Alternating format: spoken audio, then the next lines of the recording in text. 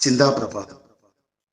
ഭൂമിയിൽ ജനിച്ച എല്ലാ മനുഷ്യരിലും ശരിയും തെറ്റുമുണ്ട്, നന്മയും തിന്മയുമുണ്ട്. ആരും പരിപൂർണരല്ല. ക്ഷമിക്കാനുള്ള മനസ്സ് സ്വന്തമാക്കുന്നവർ ഭാഗ്യവാന്മാരാണ്. ക്ഷമിക്കുവാൻ കഴിവില്ലാത്ത ഒരുവനെ സഹിക്കാനുള്ള കഴിവുമുണ്ടാകില്ല. ഏറ്റവും തിന്മ നിറഞ്ഞ വ്യക്തിയായാലും അയാളിൽ ചില നന്മകളുണ്ടാകും. അതുപോലെ ഏറ്റവും നന്മ നിറഞ്ഞ വ്യക്തികളിലും ചില തിന്മകളും കണ്ടെന്നു വരാം. സ്വന്തം സ്വഭാവ രീതികളോടൊപ്പം അപരന്റെ നിസ്സഹായതയും ബഹുമാനിക്കണം. എതിർക്കാനോ പിടിച്ചു നിൽക്കാനോ ശേഷിയില്ലാത്തവരുടെ സഹനം ഏതിടത്തെയും അരക്ഷിതവും ഭയാനകവുമാക്കും. തെറ്റ് ചെയ്യുന്ന മനുഷ്യരെയല്ല എതിർക്കേണ്ടത്, തെറ്റിനെയാണ്. തെറ്റിലൂടെ സഞ്ചരിക്കുന്നവർ ആ പാത ഉപേക്ഷിച്ച് ശരിയുടെ പക്ഷം ചേരുമ്പോൾ അവരെ ചേർത്തു പിടിക്കാൻ നമുക്കാകണം. ഒരിക്കൽ ചെയ്ത തെറ്റിന് ജീവിതാന്ത്യം വരെയും ആരെയും ശിക്ഷിക്കരുത്.